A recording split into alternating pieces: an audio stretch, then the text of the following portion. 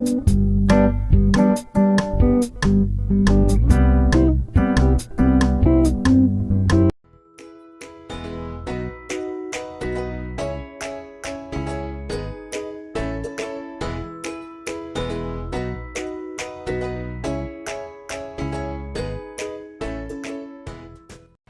guys! Welcome back sa ating channel.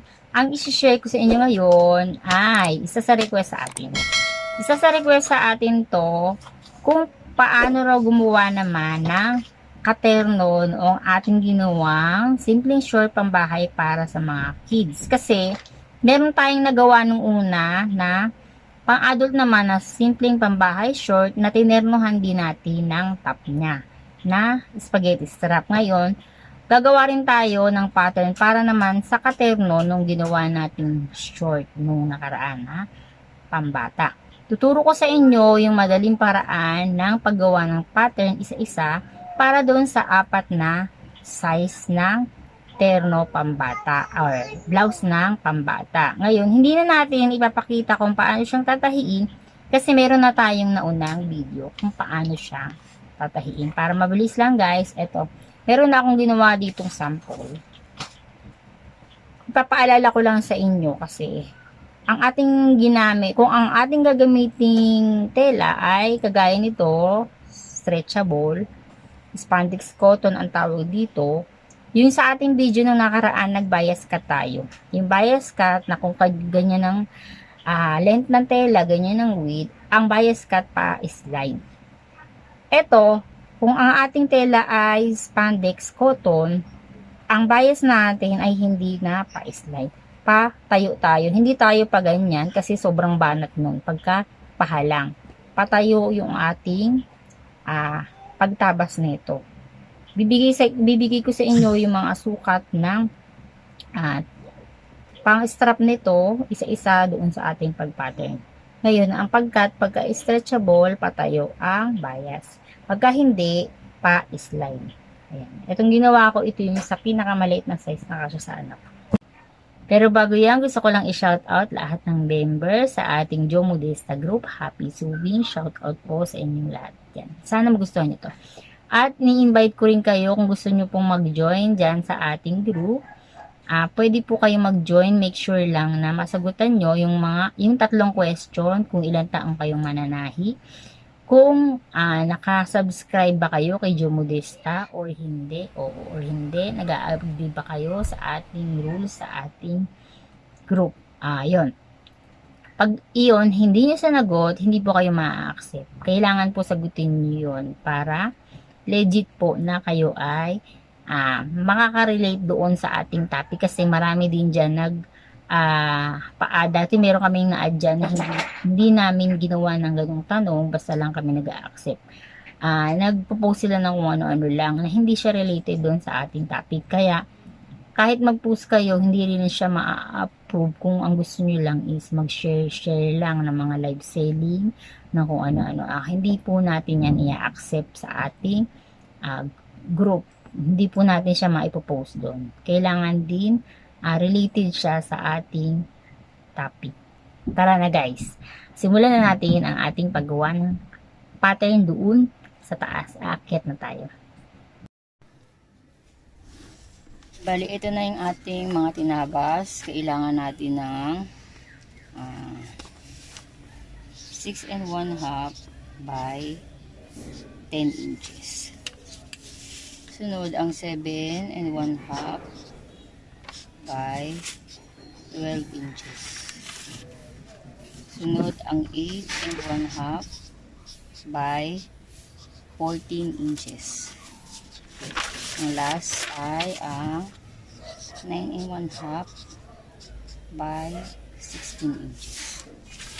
Ayan. Simulan natin guys sa pinakamaliit. Ito yung ating 6 1/2. Magbababa lang tayo mula dito sa taas ng 2 1/2.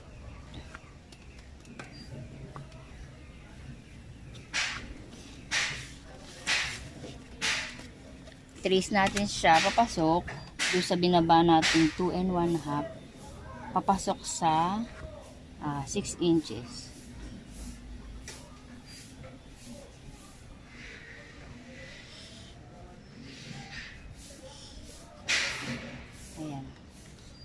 Tapos mula sa taas, dito sa dulo, papasok din natin siya ng 4 1/2. Ayan, dyan sa 4 1/2, kuha tayo ng French curve para makarve natin siya. Kukonek natin mula dito sa pinasok nating 4 1/2 papunta dito sa pinasok nating 6 1/2 or 6 inches. Ayan, sunod, gagamit lang tayo ng French curve para medyo makortihan lang natin. Kukonek natin mula dito hanggang dito sa baba, or ayusin lang natin yung korte niya na magkaroon siya ng korte, or pa-slide kung gusto nyo. Ayan, mag-aayos lang tayo ng ganyan. Ito na yung ating magiging size sa pinakamaliit. Ang ating strap para sa kanya ay 11 inches.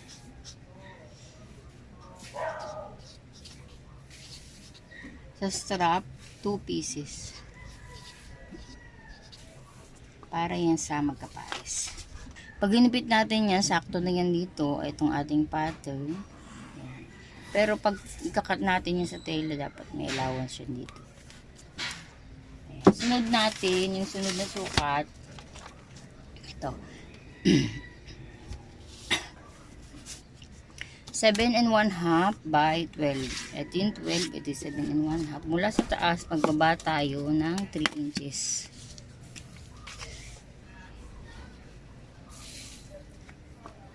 Ayan, dyan sa 3 inches, ipapasok natin sa 7 inches.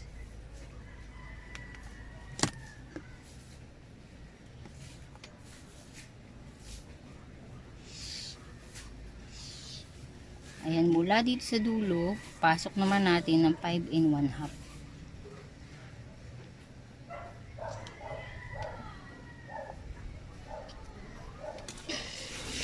Kukonek natin gamit ang French curve.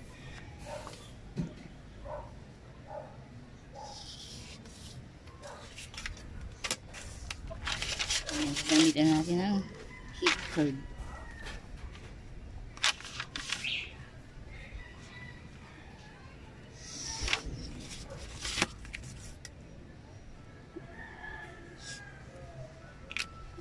Ang strap dito ay 13 inches, 2 pieces. 13 inches ang haba by 2 inches or 1 1/2.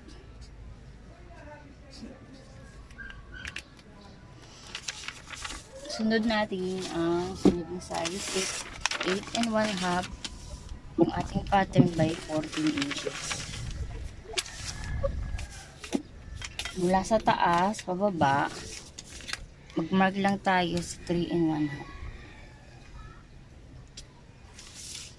Pasok natin yan sa 8 inches.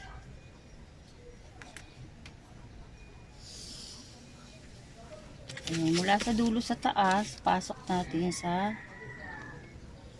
6 1/2. Tsaka natin i-curve.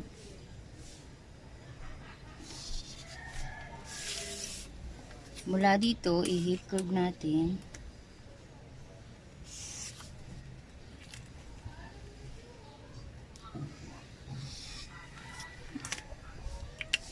Ang sukat ng strap nito ay 14 inches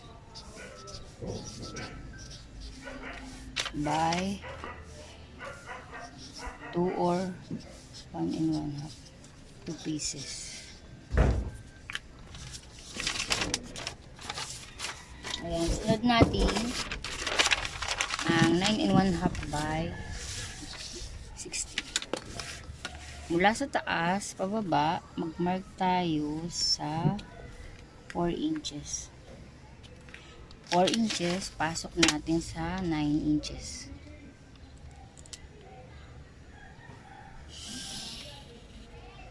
Mula sa 9 inches, after nyan, dito sa taas, pasok din natin 6 and 1/2.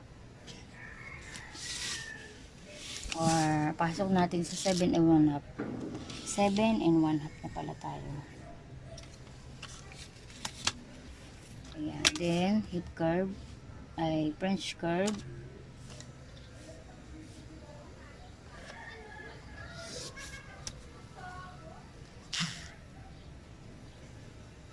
Ayan, pinasok ko lang ng konti guys. Ano na lang siya? 7 na lang, 7. Tapos mag-trace tayo gamit ang hip curve para may konting 40.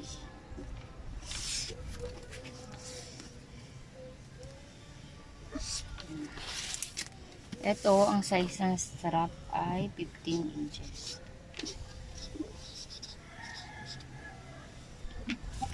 By 2 or 1 and 1/2.